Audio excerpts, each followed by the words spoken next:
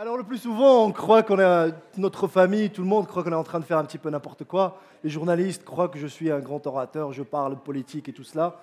Mes amis croient que je passe tout mon temps à avoir des vacances, alors qu'en réalité, je trime comme pas possible pour travailler. Et puis à côté, moi, je me conçois, disons, plus ou moins comme le Mark Zuckerberg au-dessus de son âne qui passait à Marrakech. Je ne suis pas du tout cela. En réalité, je passe mon temps à faire autre chose que travailler. En réalité, quand on passe à l'autre slide, donc je ne vais pas répéter tout cela. Alors, nous les geeks marocains, comment les marques nous voient? Ils nous voient comme étant des créateurs de likes. Hein, tout le monde nous demande de liker, si vous aimez ça, likez. Nos parents, ils nous voient comme étant des gens, ou plutôt des personnes qui se droguent. Les journalistes croient qu'on cherche le sexe. Le gouvernement, comme des losers, hein, des petits chiffres. Alors en réalité, c'est quoi le Moroccan Geek? C'est quoi exactement? Alors j'ai essayé d'approcher un petit peu cela à travers des travaux. Je réalise depuis 1 an et demi à travers mon entreprise, où on fait de la création de contenu. Donc quand on crée du contenu, il faut savoir exactement ce que le Marocain veut lire. Donc le plus souvent, c'est quelqu'un qui a 15-24 ans. C'est des études bien précises.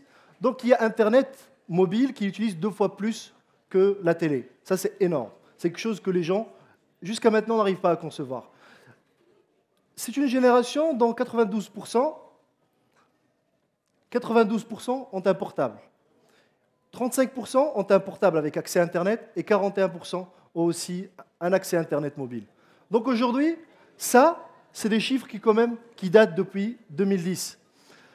La réalité, aujourd'hui, c'est que les chiffres ont complètement explosé. Notre génération aussi, celle des geeks, 15-24 ans, elle passe 17 heures en moyenne par semaine devant Internet. C'est un chiffre énorme. C'est l'équivalent quasiment d'une journée entière par semaine devant Internet. 80% d'entre vous se connectent chaque jour. Et ça, c'était en 2010. Aujourd'hui, nous avons une explosion, 300% de plus de portables avec accès à Internet. C'est un geek qui se réveille à 10 heures parce que c'est là où il y a le plus de pics de présence sur Gmail. Le Saturday Night Fever, ils ne connaissent pas parce que c'est là où ils se connectent le plus. Et puis, les marques, elles nous demandent toujours. Regardez ici, c'est une marque marocaine parmi les top 5 qui ont le plus de fans.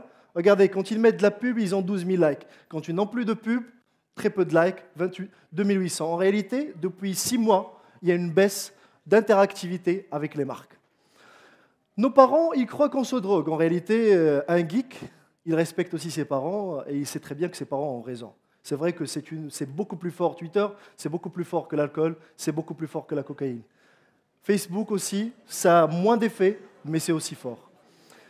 Le geek, où est-ce qu'il vit?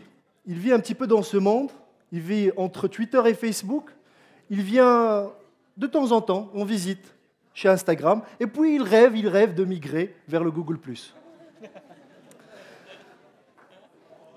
En fait, parmi les ressortissants marocains sur Internet, ils visitent souvent ce top 5 des sites au Maroc, qui sont Google, Facebook, YouTube, Windows Live et Express. Quand même, on a un Marocain parmi le top 5. En réalité, quand on rencontre notre ami français, on aimerait bien lui présenter. Oui, nous avons un Express qui a dépassé lemonde.fr, l'un des sites les plus visités en France, durant la période de mars 2011. Et aussi que nous avons un Marocain qui est directeur chez Twitter, qui s'appelle Asmal Araqi. Donc, nos parents croient qu'on perd beaucoup de temps aussi devant Internet, mais en réalité, les métiers d'avenir qui vont venir ici dans 2 ans, qui sont aussi d'actualité, un iPhone Android développeur, un cloud spécialiste, un data miner, c'est des métiers qui ne s'apprennent pas dans des grandes universités ni dans des grandes écoles, il y en a très très peu. Donc c'est des métiers qui s'apprennent sur le tas, sur Internet. Donc les journalistes croient aussi qu'on cherche un mot le mot le plus recherché sur Internet, c'est quoi? Sexe, voilà. En fait, c'est 2008, regardez, c'est le chiffre en bleu, donc c'est sexe. Et en bas, c'est Facebook. Donc c'est bizarre. Mais en réalité, regardez, il y a un petit sexe, il y a une petite fossé là-bas. What the? Vous êtes très fort, voilà. Alors, En réalité, le geek, c'est quelqu'un qui respecte beaucoup sa tradition, respecte beaucoup sa famille. Et en réalité, en 2008, c'était le petit pic en bas, et à côté, c'est le pic en haut qui était Ramadan. En fait, on respecte énormément notre culture. Et ça, c'est extraordinaire. C'est pas ce qu'on cherche, hein. Alors, c'est ce que croient les journalistes. Aujourd'hui, regardez la tendance de sexe et les baissières. Alors, les journalistes croient, alors que la réalité, c'est que les mots les plus recherchés sont Facebook, YouTube, Maroc, jeux, MP3, et ainsi soit-il. En fait, ils croient tous qu'on est des gens un petit peu descendus d'une autre planète et tout. Mais en réalité, personnellement, aujourd'hui, si l'État s'intéresse aux geeks, il donnera au moins 10% de plus de connectés au haut débit. Parce que cela, ça donnera 1,3 point de croissance du PIB. Ça veut dire beaucoup de richesses aussi en plus, moins de problèmes d'éducation et moins de problèmes de pauvreté. Entre nous, la meilleure des choses que l'on peut faire, personnellement, moi j'ai dépassé un petit peu l'âge de me dire que je suis geek, mais personnellement j'ai beaucoup confiance en vous, je crois que la relève est là, je crois qu'on est capable de créer une économie du savoir, et elle se crée ici, avec vous, faites-vous confiance, aidez-vous, et c'est vous l'avenir. Merci beaucoup.